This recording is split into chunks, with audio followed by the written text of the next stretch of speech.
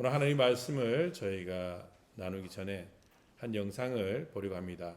저희가 지금까지 봐왔던 영상은 1장에서 7장까지의 말씀을 우리가 함께 보았습니다.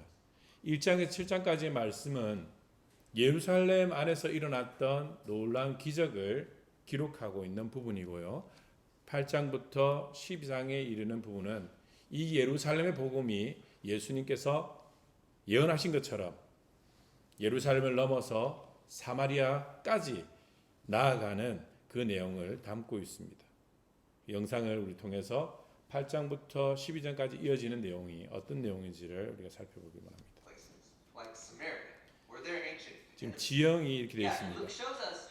여기 보시면은 예루살렘 밑에 있고요. 그리고 북이스라엘인 사마리아가 있고, 오늘 성경 말씀에 나오는 한 인물이 있는데 고넬료라는 사람이 백부장을 읽던 그곳이 갈릴리라는 지역입니다. 그 위쪽에 있는 지역입니다.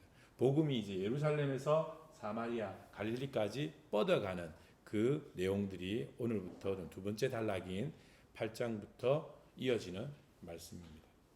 We'll start following Jesus, like a sorcerer from Samaria, who has to learn that the way of Jesus isn't about gaining power, but giving it up. 예수 믿는 그 단체, 그 예루살렘 공동체가 점점 커지고 더 많은 일들을 펼쳐 나가게 됩니다. To serve others. There's also a story about an Ethiopian delegate who, after 그 이야기 중에는 이디오피아 내시가 이사야 말씀을 깨닫고 세례받는 장면도 있고요. 그래서 이 예루살렘의 복음이 유대와 사마리아까지 전해지고 있습니다. 근데 한 사람이 나오는데요. 우리가 지난번에 설교에서 나왔던 사울입니다.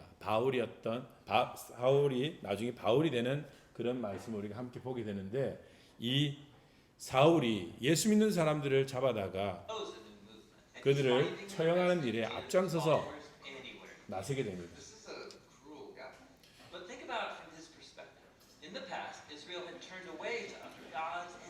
사울의 입장에서는 하나님의 말씀이 이방의 우상에 변질되는 것을 두려워했기에 그는 앞장서서 그 일을 막기 위해서 그리스도인들을 박해하기 시작했습니다. 그런데 그가 다메섹의 그 길에서 예수님을 만나게 되죠.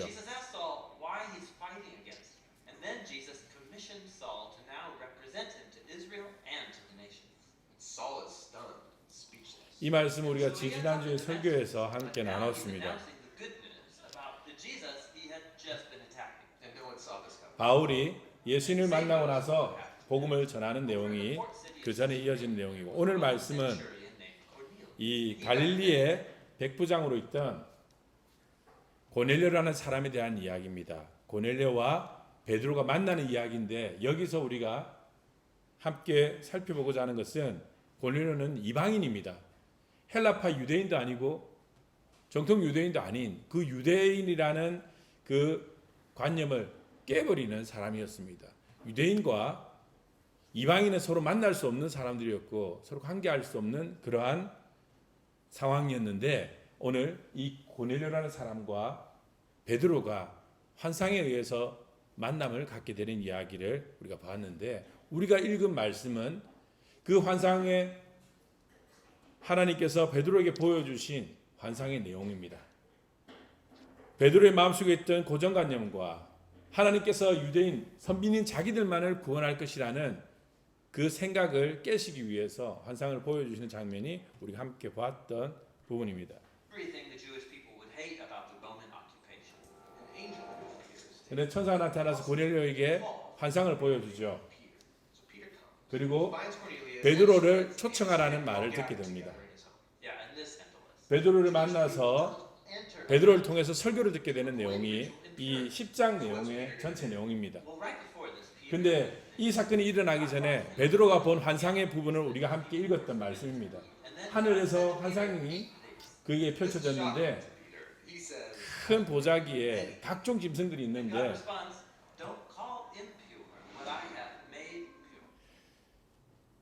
베드로가 바라봤을 때는 거기는 부정한 짐승들도 있었고 부정하지 않은 짐승들도 있었는데, 하나님께서 말씀하시기로 잡아먹으라 그럽니다. 유대인들은 뱀이나 각종 이 레위기에서 검하고 있는 내용들의 그 그 동물에 대해서는 먹지를 않는 그런 관습이 있었습니다. 그것이 전통이었고 그것이 자신들의 신념이었습니다. 그런데 그 신념을 깨워주시기 위해서 환상을 보여주시는 거예요. 이 환상을 통해서 우리가 알 수 있는 건 뭐냐면 베드로가 생각하고 유대인들이 생각했을 때 예루살렘 공동체가 생각했던 것은 자기들을 위한 선민들을 위한 선택받은 민족들을 위한 복음이라는 그 생각에 굳어 있었는데 이 환상을 통해서 하나님께서 깨워주십니다. 너희들만을 위한 것이 아니라 이것은 온 인류를 위한 것이다. 너희가 생각할 때 부정하다고 생각했던 것, 더럽다고 생각했던 것, 그것을 통해서도 하나님께서는 뜻을 펼치시길 원하신다는 거예요. 복음이 예루살렘에 그치지 않고 이 복음이 예루살렘을 넘어서 유대를 넘어서 사마리아와 그리고 땅끝까지 전 세계에 전해지기를 원하신다는 하나님의 의지를 오늘 성경 말씀을 통해서 보여주고 있습니다. 그래서 그 사건의 중심에 있던 베드로와 고넬료의 만남에 대한 이야기를 하고자 합니다. 이 두 사람의 만남을 통해서 복음이 유태인을 넘어서 이방인까지 나아가는 기폭제가 되고 최초의 이방인으로서 예수 그리스도를 복음으로 받아들이는 그러한 사건이 일어나게 됩니다. 첫 번째 우리가 살펴볼 것은 바로 고넬료의 시점입니다. 하나님께서 고넬료를 통해서 베드로를 초청할 것을 환상으로 보여주셨고 그리고 같은 시간대에 베드로에게도 기도 중에 환상을 보여주셨습니다. 이 두 사람이 가지고 있던 고정관념과 이 두 사람이 가지고 있던 그런 한계들을 하나님께서는 깨워주시기 위해서 먼저 환상을 보여주셨고 그 환상을 따라서 두 사람이 만나게 되는 이야기가 오늘 성경 말씀인데 두 사람이 만난다는 것이 참으로 쉽지 않은 일입니다. 지금의 현실에서도 사람과 사람이 만남을 갖는다는 것은 두 세계의 독자적인 세계가 그 벽을 허물고서 하나가 되는 과정입니다. 각자의 경험이 있고 각자의 상처가 다 다릅니다. 그러다 보니까 서로가 서로의 마음을 이해하는 것이 한계가 있고 서로가 서로를 받아들이는 것에서는 크나큰 용기가 없이는 일어날 수 없는 사건입니다. 두 세계가 만나는 것, 두 사람이 만나서 하나의 관계를 이루는 것. 그러다 보니 이렇게 힘든 만남을 우리가 다루지 못해서 우리는 인간관계에서 적지 않은 갈등과 아픔을 경험하게 됩니다. 만남을 인연으로 이어가고 그 인연을 그 관계의 행복으로 만들어내는 기술은 많은 사람들이 구하고 많은 사람이 찾고 있지만은 그것을 풀어낼 열쇠가 우리에게 있지 않습니다. 우리는 우리의 세계만을 바라보고 우리의 세계에 갇혀 있습니다. 우리가 스스로 말할 때는 나는 열려 있다. 나는 다른 사람을 이해할 수 있는 그런 역량이 있다고 말하지만은 사실 다른 사람의 입장이 되어 본다는 것, 다른 사람의 생각과 똑같은 생각을 한다는 것, 다른 사람의 그 처지를 이해한다는 것은 우리가 가지고 있는 옹졸한 마음으로는 한계가 있습니다. 나와 맞지 않으면 우리는 배격하고 나의 신념과 다르면은 다른 사람을 공격하게 됩니다. 우리의 가지고 있는 프레임을 가지고서 다른 사람을 바라보고 거기에 맞지 않으면 우리는 비판하고 판단하고 정죄하는 것이 우리가 가지고 있는 인간적인 한계입니다. 외국 사람들을 만나다 보면은 제가 외국에서 경험했던 게 뭐냐면 우리는 사람을 만나면 목부터 이렇게 인사를 하잖아요. 목례를 하게 되잖아요. 그래서 누군가를 소개받을 때 항상 목이 먼저 내려가는 거예요. 외국 사람은 그렇지 않죠. 손을 먼저 내밀죠. 제가 만났던 같은 거부에게도 자꾸 만나면 자꾸 머리가 먼저 움직이는 거죠. 동양인들은. 그래서 저는 손을 내미는 그 문화를 따라가기 위해서 그 사람을 똑같은 사람을 만났는데 다음에 제가 손을 내밀었어요. 그랬더니 그 친구가 인사를 하는 거예요. 우리 흉내를 내는 거예요. 제 흉내를 내는 겁니다. 사람이 이렇게 다른 겁니다. 내가 보내는 신호와 그 사람이 받아들이는 신호가 다르고요. 상대방이 나에게 보내는 그러한 표현들이 내게는 다르게 왜곡되어서 받아들여질 때가 많습니다. 사람 만나는 게 얼마나 힘듭니까? 근데 오늘 전혀 그 시대에 만날 수 없었던 베드로와 고넬료라는 사람의 만남이 기적을 만들어 갔던 것처럼 이것을 통해서 우리는 우리 현실에서의 인간관계에 중요한 그러한 단서와 열쇠들을 발견할 수 있으리라 생각됩니다. 우리가 앞전에서 말씀드렸던 그 사울이 예수님을 만나고 바울이 되지 않습니까? 예수를 잡으러 다니는 사람이 이제는 예수를 증거하는 사람이 된 겁니다. 근데 누가 알아줍니까? 자기가 다메섹 도상에서 그 경험했던 것들을 아무리 설명을 해도 그것을 믿으려 하지 않습니다. 다 무서워서 피했다고 그럽니다. 제자들마저도 피했다고 했는데 그러한 회심한 사울, 그 바울을 사람들에게 소개하고 그가 하나님의 사람으로 설 수 있도록 도왔던 사람 바나바에 대해서 우리가 지난주에 함께 말씀을 나눴습니다. 바나바는 사울이 한때 예수 믿는 사람을 잡아다 죽이는 그 일을 했던 사람인데도 불구하고 자신의 그 편견을 내려놓고 자신의 관점을 내려놓고서 가능성을 열어놓고 바울을 바라봤습니다. 그 한 사람의 그 위로와 그 한 사람의 배려가 사울이라는 사람을 바울의 놀라운 전 세계 복음을 전하는 바울이라는 사람을 만드는데 아주 중요한 역할을 했다는 것을 지난주 말씀에 나눴습니다. 사람과 사람이 만날 때 이러한 놀라운 일들이 일어납니다. 우리가 누군가에 대한 편견을 내려놓고서 누군가에게 손을 내밀 때 그 손을 붙잡는 그 만남의 기적을 통해서 하나님은 아주 놀라운 일들을 만들어 가시는데 오늘 그 만남의 기적 두 번째 바로 베드로와 고넬료의 만남에 대해서 우리가 살펴봅니다.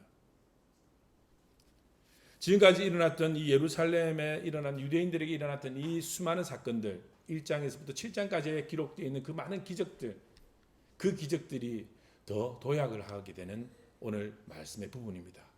이방인에게 복음이 전해지는 겁니다.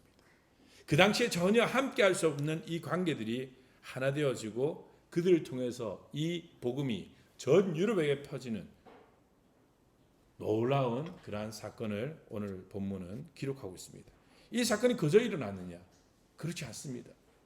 베드로의 편견이 무너졌을 때, 고넬료의 편견이 무너졌을 때, 자신이 가지고 있는 신념과 자신이 가지고 있는 생각들이 깨어졌을 때 이 둘이 함께 할 수 있었고 만날 수 있었고 이 만남이 기적으로 이어질 수가 있었다는 것입니다. 오늘 이들을 통해서 만남의 가능성에 대해서 우리가 보려고 하는데 첫 번째 고넬료의 시점입니다. 고넬료는 그가 경건하여 온 지방과 더불어 하나님을 경외하며 백성을 많이 구제하고 하나님께 항상 기도하더니 이방인 중에서 하나님을 찾는 사람이었습니다. 그는 경건한 사람이라고 그리고 하나님을 경외하는 사람이라고 백성을 구제하는 사람이라고 그렇게 기록하고 있습니다.